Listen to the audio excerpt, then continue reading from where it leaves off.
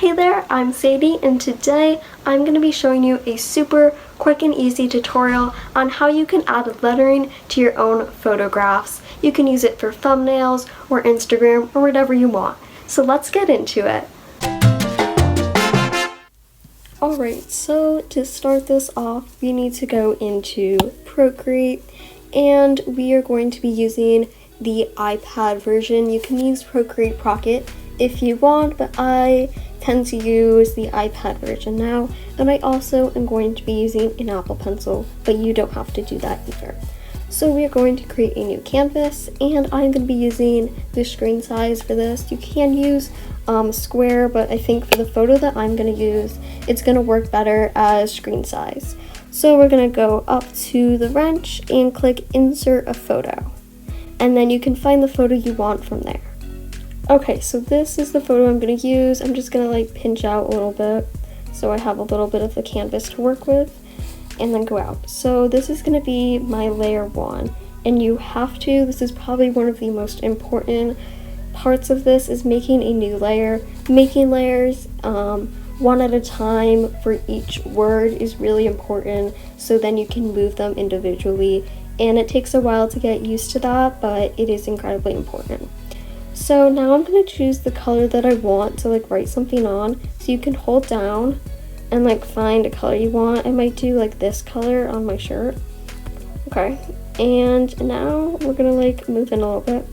So what I do use is dry ink, which is underneath the inking brush library. So I'm going to zoom in, and let's say, I'm going to say jump into fall, which is really lame. Please never say that, but you know what? That's what we're gonna do here. Alright, we're gonna make this kind of thin. We're gonna write the J, which was crooked, okay? So we're gonna just start writing it somewhere on here, and then we're gonna move it. So now I have finished writing my word jump, and I'm using the uniform tool to stretch it out and move it around. And another tool that you can also use to help you pull it in on the sides and make it more 3D dimensional is the distort tool. And as I'm trying to struggle here to do is I'm pulling it in on one side, like the J or the P, to make it look like it's going upward, and this really creates a cool effect. So now I'm zooming in here, and I am going to go up to the brush library, go to airbrushing, and then I'm going to click on the soft brush pen. You can also use soft blend, but soft brush works better in my opinion. And what you're going to do is make sure that your color is turned on white, and you are going to move your size of your brush pen down a little bit and just slowly outline the letters in the white. This is going to allow your letters to pop a little bit. And at first it's going to look like a bit of a mess, but don't worry, you will then click on the magic brush pen tool and then use Gaussian blur.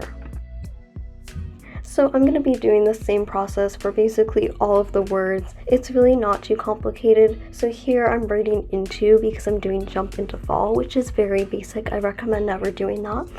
But really all you do is you write out your word, and then you use your white on soft brush and then do a Gaussian blur. And obviously, if you ever want to go back and change anything, you can, like I am right now. I'm going to erase my N because I don't really like how I wrote it. So you can obviously have the opportunity to go in and erase anything as long as you've made everything its own layer. That is the most important part of this. So I'm going to speed up this process so you can see it all a little bit more fast-paced.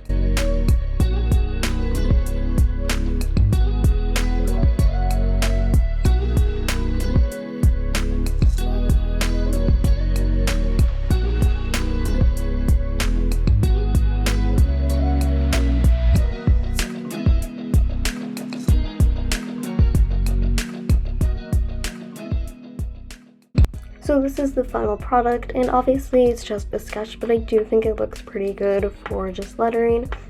And I went in and I changed the first word a little bit to make it look a little bit better, and I curved the edges of the word like we were talking about before, and I think that made the overall look of the photograph a ton better. So if you want any more videos like this, please let me know, and I hope that this little tutorial helped you a ton on working on how to do lettering on your photographs.